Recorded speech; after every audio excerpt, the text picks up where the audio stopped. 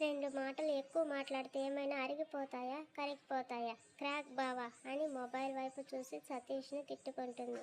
మదన్ అన్నట్టుగానే సిరిలో నిద్రమత్తు కొద్ది కొద్దిగా ఎక్కువ అవుతుంటే కోపంగా చూస్తున్న మదన్ వైపు కళ్ళు నులుముకుంటూ కనుబొమ్మలు చిట్లించి చూస్తుంది. సరిగా 2 గంటల తర్వాత అదే ఇంజెక్షన్ ఇంకో వైపు వేసి సేమ్ పొజిషన్లో కూర్చుంటాడు.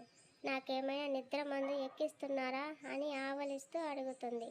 ఐస్ మీద కూర్చుంటే నిద్ర రాదేమో, ట్రై చేస్తావా అని అడిగాడు మదన్. ఏంటి అని కళ్ళు పెద్దవి చేసి, ఐస్ 2 నిమిషాలు పట్టుకోవడమే కష్టం, అలాంటిది కూర్చోవాలా? నా వల్ల కాదండి అని ఇంజెక్ట్ చేసిన చోట రుద్దుకుంటుంది. వాడు చెయ్యి పట్టుకుంటుంటే వద్దని చెప్పడం తెలీదా? సిరి సైలెంట్ అయిపోవడంతో మదన్ ఇంకోసారి నీడిల్ తీసేసరికి నా మీద కోపంతో ఇంజెక్షన్స్ వేస్తున్నారా అని కంగారుతో నిల్చుంటుంది. నోరు మూసుకొని కూర్చో అని గదిమేసరికి సిరి సైలెంట్గా కూర్చుంటే గ్లౌజ్ వేసుకొని ఆమెకు ఇంజెక్ట్ చేస్తూ ఆఫ్టర్ 12 అవర్స్ రిజల్ట్ వచ్చాక ఇక్కడి నుండి తిన్నగా ఇంటికి పో అంటూ కూర్చుంటాడు. కాస్త ప్రేమగా చెప్పచ్చుగా, మూడీగా చెప్తారే అని గొనుక్కొని ప్రొఫెషనల్లో ఉండగా మొదటిసారి అతన్ని చూస్తుంటే సిరికి కళ్ళు ముయ్యాలి అనిపించదు. తెప్పించిన కొన్ని మెడిసిన్స్ నుండి తనకి తానుగా ఓ డ్రగ్ ఇంజెక్ట్ చేసుకుంటూ టెస్టింగ్ చేసుకుంటాడు మదన్. ఏవండి అని మెల్లగా పిలుస్తూ బుగ్గల మీద 2 చేతులు పెట్టుకొని బుజ్జిగా పిలుస్తుంది. ఆమె వైపు చూడకుండానే అంటూ ఫైల్ తిరిగేశాడు. మిమ్మల్ని ఓసారి హగ్ చేసుకోనా అంది క్యూట్గా. ఒళ్ళు కాల్చుకోవాలని ఉందా ఏంటి అని విసుగ్గా ఆమె వైపు చూసేసరికి బుగ్గల మీద చేతులు తీసి ప్లీజ్ అండి, ఒకే ఒక్కసారి హగ్ చేసుకుంటా అని నిల్చుంటుంది. బయట నుండి చూస్తున్న సతీష్కి సిరి డేరింగ్ చూసి నవ్వొస్తుంటే ఇప్పుడు ఏం చెప్తావో చూస్తారా అని సైడ్ స్మైల్తో ముఖం తిప్పేశాడు సతీష్. సిరి ఇంకోసారి రిపీట్ చేయను, ఐ సెడ్ సిట్ అని అరిచేసరికి డిసప్పాయింటెడ్గా ఫీల్ అవుతూ కూర్చుండిపోతుంది. కాసేపు కూర్చొని మళ్ళీ అతనికి సైట్ కొడుతూ కునుకు ఆపుకుంటుంది. ఎప్పుడు ఏదో ఒక చోట తడుముతూనో ముట్టుకుంటూ కోపంగానో అతని స్పర్శ తగిలే సిరి శరీరానికి ఆ రోజంతా ఇద్దరు ఒకే చోట ఉన్నా చూసుకోవడం తప్ప ముట్టుకోవడాలు లేకపోవడంతో భోజనం కూడా చెయ్యదు. రే మదన్, ఈ సిరంజ్ తీసుకో అంటూ గ్లాస్ వాల్కు ఆపోజిట్గా నిలబడి మదన్కు చేరుస్తాడు ధీరజ్. ధీరజ్ ఇదివరకే పరిచయం ఉండబట్టి సిరి నిలబడుతూ అతని దగ్గరికి వెళ్ళి పలకరిస్తుంది. మధ్యలో గ్లాస్ వాల్. నేను బాగున్నాను, నువ్వెలా ఉన్నావు సిరి? ఎలా ఉన్నారో ఒకరినొకరు చూసుకుంటున్నారుగా, విలేజ్ పీపుల్స్లా అడగడాలేంటి అని మధ్యలో అరుస్తాడు మదన్. ఫార్మాలిటీస్ మామ, ఫార్మా వర్క్ ఇస్తే చేయవు కానీ ఫార్మాలిటీస్ మాత్రం బాగా చేస్తావు, అంతా మీ దయ అని నవ్వుతూ ఇక్కడ ఉండటం కష్టంగా ఉందా సిరి అని అడిగాడు. కష్టంగా లేదు కానీ బోర్గా ఉంది అంటూ మదన్ని చూసి మాటలని నెమ్మదిస్తుంది. ఇన్ని రోజులైనా ఏం మారలేదుగా, అప్పుడు అలాగే భయపడింది, ఇప్పుడు అలాగే భయపడుతుంది అని గొనుక్కుంటూ నవ్వుతాడే కానీ మనసులో మాత్రం మదన్ పరిస్థితి ఎప్పుడు ఎలా అవుతుందో అని అందరికంటే ఎక్కువ టెన్షన్ పడతాడు ధీరజ్. కాసేపటికి టెస్ట్ చేసుకున్న ప్రాసెస్లో హార్ట్ బీట్ తగ్గిపోతుంటే మొద్దుగా కన్నురెప్పలు వాల్చేస్తూ మళ్ళీ నిద్రలోకి జారుకుంటున్న సిరి కష్టాలను చూసి బయట సతీష్ వైపు చూస్తూ రే ధీరజ్, సిరిని నువ్వే ఇంటి దగ్గర డ్రాప్ చేయి అంటాడు. ఈ టైంలో కూడా ఇంత మొండిగా ఉంటున్నావు, ఇలా తయారయ్యావేంట్రా? సతీష్ ఫీలింగ్. మదన్ చెప్పిన దానికి సమాధానం చెప్పేంతలో చిత్ర ఫాదర్ నుండి కాల్ వచ్చేసరికి సైడ్ వెళ్ళిపోతాడు ధీరజ్. హార్ట్ బీట్ నెమ్మదించడంతో ఊపిరి అందుకోవడానికి కూడా మదన్కి కష్టంగా ఉంది. బాధని ఒంటరిగా మోయడం అలవాటు లేక కాదు, బాధపడుతుంటే అది ఇంకొకరు చూడటం నచ్చక ముఖం తిప్పేస్తాడు మదన్. రాత్రి దాటి ఉదయం అయ్యేసరికి అదే చైర్లో ఉన్న సిరి ఏమండి అని లిప్స్ మాత్రమే కలిపి రాత్రంతా సగం మెలకువ సగం నిద్రలో ఉండటంతో మత్తుగా పిలుస్తుంది. ఇంకోసారి టెస్టింగ్ జరిగాక ఇక్కడి నుండి వెళ్ళిపోవచ్చు అంటాడు. అందుకోసం పిలవలేదు, నా వైపు తిరగొచ్చు కదా అండి, నన్ను తాకనివ్వట్లేదు, మాట్లాడనివ్వట్లేదు, కనీసం నీ ముఖమైనా చూపించవచ్చుగా అంది డల్లుగా. సిరి మాటల్లో ఆమె ఫీలింగ్స్ అర్థమవుతున్న ఈ లైఫ్ టైంలో ఆమె నుండి ప్రేమను పొందకూడదని కఠినంగా ఉంటాడు. సిరిను విసుగ్గా చూస్తూ రోజు చూసే ఫేస్లో ఏమైనా చేంజ్ అయ్యిందా ఏంటి సపరేట్గా చూడటానికి? పైగా తాకనివ్వట్లేదంట, ఆ ఛాన్స్ ఉన్నప్పుడు ముట్టుకుంటే ఫీవర్ తెచ్చుకున్నావు, ఇప్పుడు మాత్రం కావాలని ఏడుస్తున్నావు I hate your girls thinking అంటాడు చిరాగ్గా. మీరు ముట్టుకుంటే నేను ఫీవర్ తెచ్చుకోలేదు.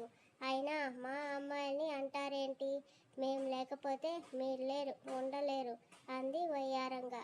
డిస్టెన్స్లో ఉన్నానని మాటలు ఎక్కువే వస్తున్నాయి. ఎన్ని డేస్ కంటిన్యూ చేస్తావో నేను చూస్తా అని సర్కాస్టిక్ స్మైల్ ఆమె ముఖం మీద వదిలేసరికి అవతల తన జూనియర్ ధీరజ్ రావడం గమనించిన సిరి మదన్ దగ్గరకు పరిగెత్తి ఆమె మాస్క్ తీసి మదన్ మాస్క్ ఉండగానే పెదవులపై ముద్దు పెట్టుకుంటుంది. సిరి తనకి తానుగా ఎప్పుడూ ముద్దు పెట్టుకోకపోవడంతో మదన్ మొహంలో ఆశ్చర్యంతో పాటు ఆమెను ఫీల్ అవుతున్న అతని హార్ట్ బీట్ కూడా వింటూ అంతలోనే ఎలాంటి పరిస్థితిలో ఉన్నాడో గుర్తొచ్చి కోపంగా అక్కడి నుండి సిరిని బొమ్మను విసిరినట్టు బయటకు విసిరేస్తాడు. మీకోసం ఇంటి దగ్గర వెయిట్ చేస్తుంటా, తొందరగా వచ్చేయండి అని కింద పడిన ఆమె లేస్తూ చెప్పి బావా వెళ్ళిపోదామా అంది సతీష్ దగ్గరికి వెళ్ళి. ధీరజ్ మదన్ దగ్గరికి వచ్చి రే control yourself, she is really missing you అన్నాడు నవ్వుతూ. తనే మిస్ అవుతుందా? నేను కావట్లేదా? అయినా నేను నిన్ను డ్రాప్ చేయమని చెప్పాను, వినలేదా? ఎంత ధైర్యం ఉంటే వాడితో వెళ్తుంది అంటాడు కోపంగా. మదన్ ఇక్కడ అర్జెంట్ వర్క్ ఉందిరా, ఈ ఒక్కసారికి నీ పెళ్ళాన్ని ఆ సార్తో పంపించరా, పుణ్యం ఉంటుంది అని వేడుకున్నాడు Dheeraj.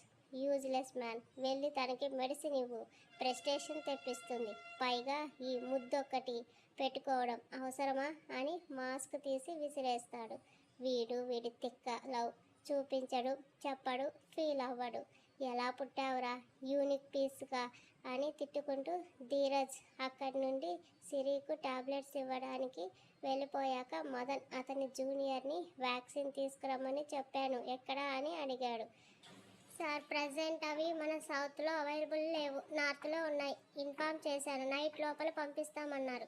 Okay do it fast your work అని బాడీ పూర్తిగా నీరసించడంతో అతను రెడీ చేసిన లిస్టు తన జూనియర్కి అందజేసి పేషెంట్ బెడ్ మీద వాలిపోతాడు మదన్. ఎప్పటికప్పుడు అతని హార్ట్ రేట్ చెక్ చేస్తూనే ఉంటారు. ఈసారి కూడా అలాగే చెక్ చేయడానికి లోపలికి వెళ్ళేసరికి అతని గుండె కొట్టుకునే శబ్దం వినిపించదు. సిరి ఫాదర్, మదన్ ఫాదర్, చిత్ర ఫాదర్ అందరూ నిమిషాల్లో హాస్పిటల్కు చేరుకుంటే సిరిను డ్రాప్ చేస్తూ ట్రాఫిక్లో ఉన్న సతీష్కి విషయం తెలిసి మెడిసిన్స్ తీసుకురమ్మని కొందరికి ఆర్డర్ వేస్తాడు. బావా ఏమైంది, టెన్షన్గా ఉన్నావు అని చిరునవ్వుతో అడిగింది సిరి. నథింగ్, జస్ట్ వర్క్ ప్రెషర్ అంటూ పెక్ స్మైల్ ఇస్తాడు సతీష్. ఆమెని ఇంట్లో డ్రాప్ చేసి రిటర్న్ అవుతున్న సమయంలో హాస్పిటల్ సిబ్బందిలోని కొందరి వ్యక్తుల ద్వారా వైరస్ గురించి మరియు మదన్ కండిషన్ గురించి తెలుసుకొని న్యూస్ లీక్ చేస్తారు. మదన్ హెల్త్ క్షీణిస్తుంది తప్ప అస్సలు మెరుగుపడకపోతుంటే ఐసీయూ బయట ఉన్న ఎవరికి కాళ్ళు నిమిషం నిలబడవు.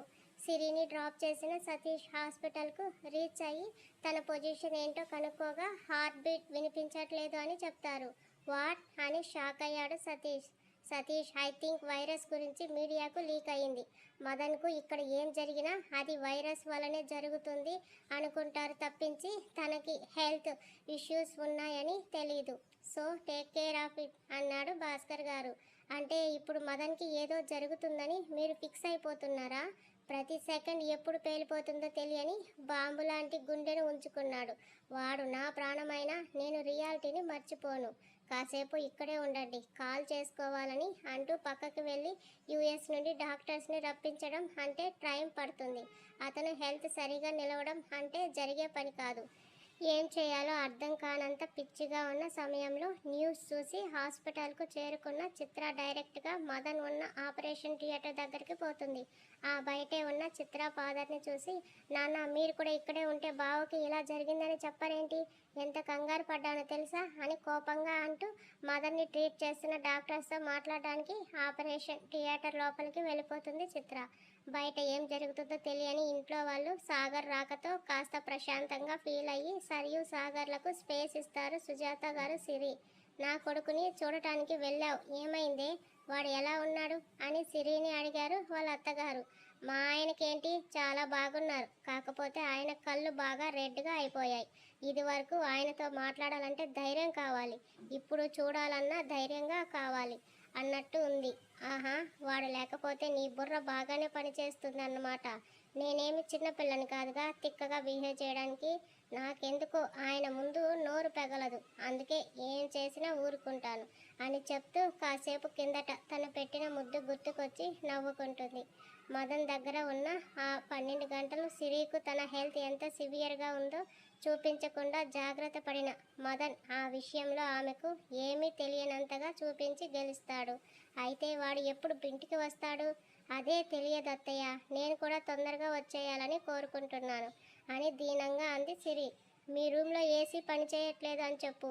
బాగు చేయనందుకు మా మీద దండయాత్ర చేయడానికి అయినా వచ్చేస్తాడని మాట్లాడుకుంటూ సాగర్ కోసం రకరకాల వంటలు పూర్తి చేసి డైనింగ్ టేబుల్ నింపేస్తారు.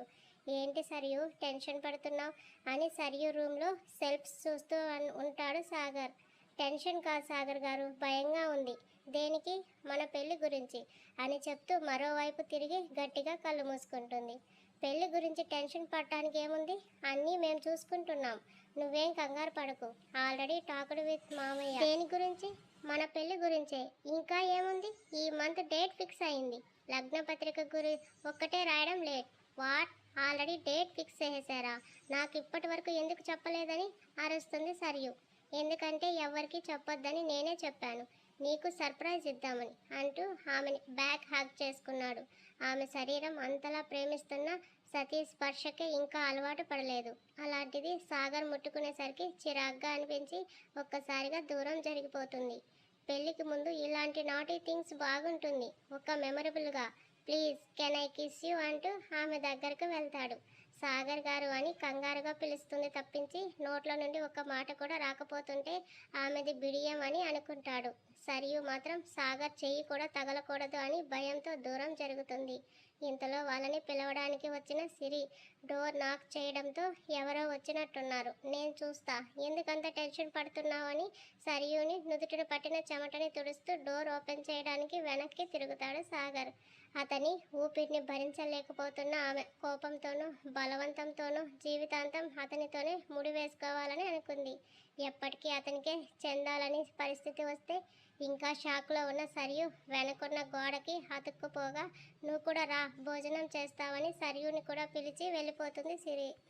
డాక్టర్, మనం ఎంత ప్రయత్నిస్తున్నా అతని హార్ట్ స్పందించట్లేదు. ఒక్కసారి ఈ పేషెంట్కు ఇష్టమైన వ్యక్తులను ఎవరిని అయినా పిలిపించండి అంటారు లోపల సీనియర్ కార్డియాలజిస్ట్. ఎమోషనల్గా రెస్పాన్స్ తెప్పించాలని అనుకుంటున్నారా? ఓవర్గా ఫీల్ అయితే ఇప్పుడు చూపిస్తున్న రిజల్ట్ కూడా ఉండదు డాక్టర్ అంటాడు Chitra father. Sir, I will do operation. Virus హార్ట్కు ఎఫెక్ట్ అవ్వకుండా హార్ట్ వద్ద ప్రొటెక్షన్ ఇంజెక్షన్ చేస్తే హీ విల్ బికమ్ నార్మల్ అంది Chitra. No, we want his reaction first అని ఆ డాక్టర్ సీరియస్గా చెప్పడంతో బయటకు వెళ్ళి అదే విషయాన్ని షేర్ చేస్తారు. ప్రతి ఒక్కరూ సిరిని పిలిపించాలి అనుకుంటారు కానీ ఆఖరికి లోపలికి వెళ్ళింది మాత్రం సతీష్. సతీష్కి ప్రొటెక్టివ్ కోట్ వేసి ఆక్సిజన్ మాస్క్ పెడుతూ లోపలికి పంపించారు. గుండెల మీద రంగురంగుల పైప్స్ పెట్టుకొని 10 సెకండ్స్కి ఒకసారి హెవీగా బ్రీతింగ్ అందుకొని కనిపిస్తాడు మదన్. మదన్ చేతిలో చేతిని వేసి పట్టుకుంటూ ఎన్నో సంవత్సరాల తర్వాత ప్రశాంతంగా కనిపిస్తున్న ముఖాన్ని చూస్తూ చిన్నగా నవ్వుకుంటాడు. రే మదన్, నన్ను ఒంటరి చేసి విక్రమ్ దగ్గరకు వెళ్ళిపోవడానికి ప్లాన్స్ వేయట్లేదు కదా? అసలే మీరిద్దరూ దొంగలు, ఎప్పుడు నన్ను ఏడిపించడమే పనిగా పెట్టుకుంటారు అంటాడు నవ్వుతూ. సాగుతున్న పెదవుల వెనుక ముక్కలు అవుతున్న గుండె రోధిస్తున్న దుఃఖం ఎవరికీ కనబడదు. కావాలంటే వాడినే ఇక్కడికి పిలిపించుకుందాం. నువ్వు మాత్రం నన్ను వదిలి వెళ్ళకు. కావాలంటే ఎన్ని తిట్టాలనిపిస్తే అన్ని తిట్టు. విక్రమ్ని నేను చంపేసినందుకు నన్ను చంపే అంటాడు ఒక్కసారిగా. అప్పటికి మదన్లో రియాక్షన్ ఉండదు. వెంటిలేటర్లతో ఇంకా గంట సేపు మాత్రమే అతన్ని కాపాడగలం. అప్పటికే అతని బాడీ ఫుల్ ఆఫ్ హీట్నెస్ కరిగి నార్మల్ కండిషన్కు వస్తుంది. అయినా హార్ట్లో ఏ మార్పు ఉండదు. వాడు నాతో గొడవ పడింది లవ్ ఫెయిల్ అయినందుకు కాదురా, ప్రోగ్రామ్ గురించి ఫైనల్ ప్రాక్టీస్ చేసిన వీడియో సోషల్ మీడియాలో ముందే రిలీజ్ అయినందుకు. ఆ విషయాన్ని గురించి నీకు కాల్ చేస్తే కోపంగా కట్ చేసేశావు. వాడు నా దగ్గరకు వచ్చాడు. అప్పటికి నేను టాప్ ఫ్లోర్లో ఉన్నాను అంటూ 5 అంతస్తుల కాలేజ్ భవనం మీద నుండి పడిపోయిన విక్రమ్ ముఖం గుర్తొచ్చేసరికి సతీష్ మెంటలీ వీక్ అయిపోతాడు. సతీష్ నోటి నుండి విక్రమ్ పేరు వస్తేనే తట్టుకోలేని మదన్ అతడు చెప్తున్నంతసేపు రియాక్ట్ అవ్వడానికి ఎంత ప్రయత్నిస్తున్నాడో అతనికే తెలుసు. కానీ బాడీని కదపలేకపోతున్నాడు. మరుసటి రోజు ఆపరేషన్ రూమ్ నుండి బయటకు వచ్చిన చిత్ర అక్కడే ఉన్న సిరి ఫాదర్ తన ఫాదర్ని కోపంగా చూసి తన క్యాబిన్కు వెళ్ళిపోతుంది. ఆమె ఆపరేషన్ చేస్తున్న ఇన్ఫర్మేషన్ వచ్చినప్పుడే మదన్ కండిషన్ చిత్రాకి తెలియాల్సిన సమయం వచ్చిందని అందరికీ అర్థం అవ్వడంతో ఆమె కోపం ఎందుకో తెలిసిపోతుంది. చిత్ర వెనుక చంద్రశేఖర్ గారు, చిత్ర ఫాదర్ ఇద్దరూ వెళ్తే భాస్కర్ గారు మదన్ దగ్గరకు అడుగులు వేస్తారు. లోపలికి ఎంట్రీ లేదని చెప్పినా అప్పటికే అతన్ని చూసి 48 అవర్స్ దాటడంతో ఎవరి మాటలు వినరు. యుఎస్ నుండి రప్పించిన సీనియర్ కార్డియాలజిస్ట్ ద్వారా చిత్రాకి ఆపరేట్ చేయడం జరిగింది. అది కూడా కేవలం వైరస్ చంపే ఇంజెక్ట్ ఇవ్వడం కోసం. ఆ ప్రాసెస్లో ఆమెకు తెలిసిన విషయం అతని హార్ట్ ఉన్న కండిషన్. బావకు ఇదివరకే ఒక్కసారి ఆపరేషన్ అయిందని ఎందుకు చెప్పలేదు డాడ్ అని అరిచింది చిత్ర. ఈ విషయం ఎవరికి తెలియకూడదని మీ పెద్దనాన్న అన్నారు, అందుకే చెప్పలేదు చిత్ర. వాడి కండిషన్ ఎలా ఉందో చెప్పు, టెన్షన్గా ఉంది.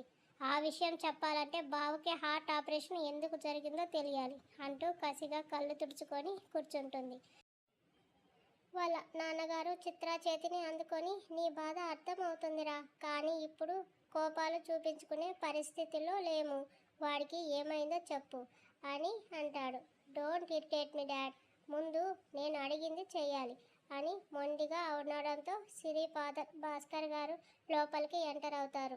అతన్ని చూసి చిత్ర నిల్చోగా చంద్రశేఖర్ గారు, చిత్ర ఫాదర్ ఇద్దరు రండి అని పిలుస్తూ యుఎస్ డాక్టర్స్ దగ్గరికి తీసుకెళ్తారు. వారి ద్వారా మదన్ రెస్పాన్స్ ఇచ్చిన మరుక్షణమే ఆపరేషన్ స్టార్ట్ చేయడంతో రిస్క్ తగ్గిందని చెప్పగా అందరి గుండెలు ఒక్కసారి మామూలు పరిస్థితికి వస్తాయి. అదే సమయంలో హాస్పిటల్లో అడుగుపెట్టిన సిరిను ఎవరూ గమనించరు.